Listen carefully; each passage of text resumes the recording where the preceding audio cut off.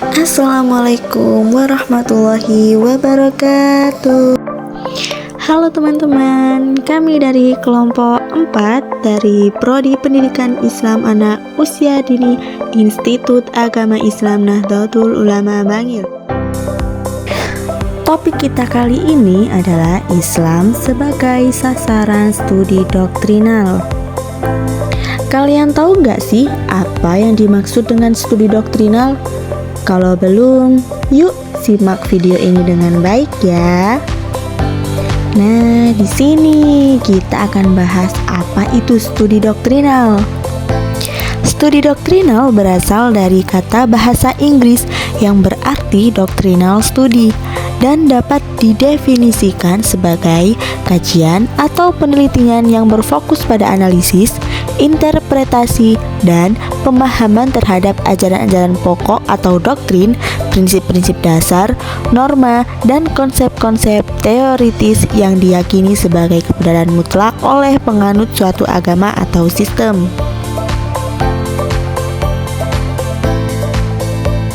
Selanjutnya, metodologi studi doktrinal. Dalam metodologi studi doktrinal ada 3 aspek. Yang pertama, bayani atau tekstual, yang berarti analisis berbasis teks Al-Quran dan hadis dengan pendekatan linguistik dan gramatikal. Yang kedua yaitu burhani atau rasional, yang berarti pendekatan logis filosofis untuk membuktikan kebenaran doktrin secara intelektual. Nah, yang ketiga adalah irfani atau intuitif, yaitu pendekatan spiritual atau batin untuk memahami esensi doktrin tasawuf.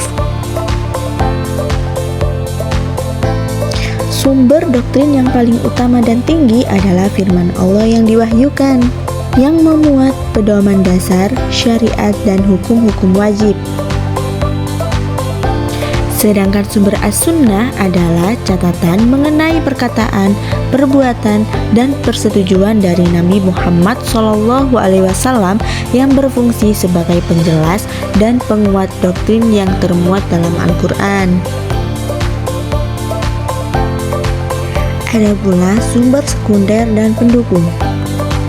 Adapun sumber sekunder contohnya yaitu ijma atau konsensus, yang berarti kesepakatan atau konsensus yang dicapai oleh para ulama atau ahli hukum Islam pada suatu masa mengenai penetapan hukum atas masalah yang tidak diatur secara eksplisit dalam Al-Quran tetapi disepakati kebenarannya.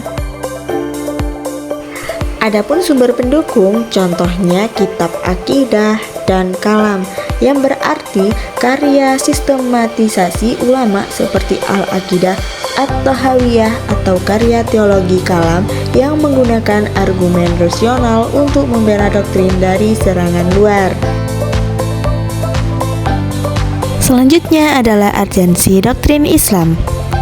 Urgensi doktrin Islam sangat mendasar karena doktrin berfungsi sebagai fondasi, kerangka, dan peta jalan bagi seluruh aspek kehidupan individu dan kolektif umat Islam.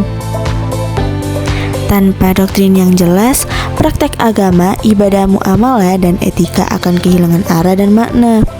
Berikut adalah poin-poin utama mengenai urgensi atau kepentingan mendesak doktrin Islam.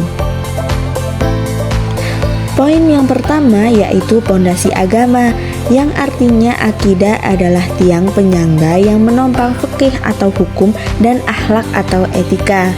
Poin yang kedua adalah world view, yang berarti membentuk cara pandang terhadap Tuhan, alam semesta, dan makna hidup.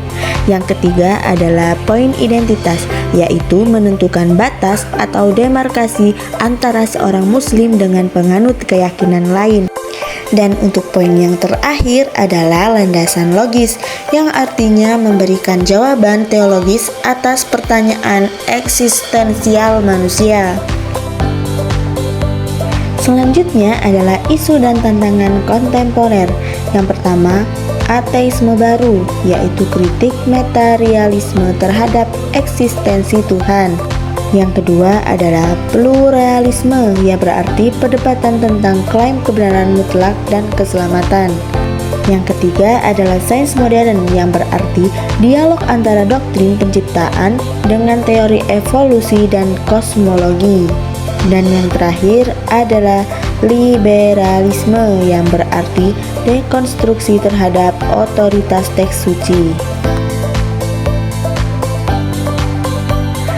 Inti doktrin Islam sebagaimana diringkas dan diatur oleh rukun iman, 6 pilar keimanan yang berfungsi sebagai kerangka teoretis dan keyakinan fundamental yang menjadi dasar bagi seluruh ajaran dan praktik dalam Islam. Yang pertama, iman kepada Allah, yakni meyakini bahwa Allah adalah satu-satunya Tuhan yang berhak disembah, atau tauhid uluhiyah, satu-satunya pencipta, pengatur, dan pemelihara alam semesta, atau tauhid rububiyah, dan memiliki nama serta sifat yang sempurna, atau tauhid asma wa sifat. Yang kedua adalah iman kepada malaikat, yang berarti meyakini keberadaan makhluk gaib yang diciptakan dari cahaya, yang berfungsi sebagai utusan dan pelaksana tugas-tugas khusus dari Allah.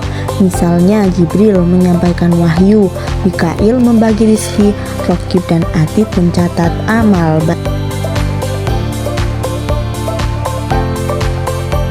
Yang ketiga adalah iman kepada kitab-kitab, yakni meyakini bahwa Allah telah menurunkan pedoman hidup berupa kitab-kitab suci kepada para nabi, Taurat, Zabur, Injil, dan terakhir Al-Quran. Al-Quran adalah kitab penutup dan penyempurna yang isinya terjaga keasliannya. Yang keempat adalah iman kepada Rasul, yakni meyakini bahwa Allah memilih manusia terbaik, yaitu Rasul, untuk menyampaikan risalah dan hukumnya kepada umat manusia, yaitu Nabi Muhammad SAW adalah Rasul terakhir yang membawa ajaran yang sempurna. Yang kelima adalah iman kepada hari akhir, yakni meyakini adanya kehidupan setelah kematian atau yang dinamakan akhirat, termasuk dalam peristiwa kiamat, kebangkitan atau ba'ats, hisab yaitu hari perhitungan, surga dan neraka. Dan yang terakhir adalah iman kepada qada dan qadar, yakni meyakini bahwa segala sesuatu, baik yang baik maupun yang buruk, telah ditetapkan oleh ketetapan Allah sejak azali. Namun, manusia diberi kehendak bebas atau ikhtiar untuk memilih tindakan dalam batas takdir yang telah ditentukan.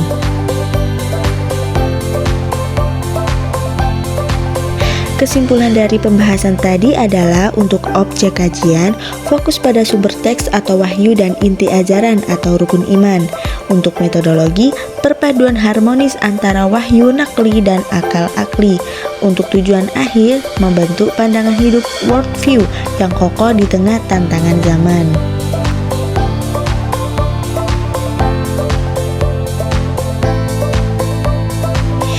Ya teman-teman, jadi itu tadi pembahasan yang sudah kita sampaikan.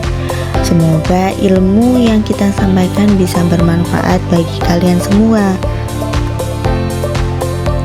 Kata penutup untuk pembahasan kali ini adalah tidak usah cepat, yang penting konsisten. Kegagalan adalah kesempatan untuk memulai lagi dengan lebih bijaksana, dan belajar adalah proses yang tidak pernah berakhir. Oke baik, sekian pembahasan hari ini. Saya pamit undur diri. Wassalamualaikum warahmatullahi wabarakatuh.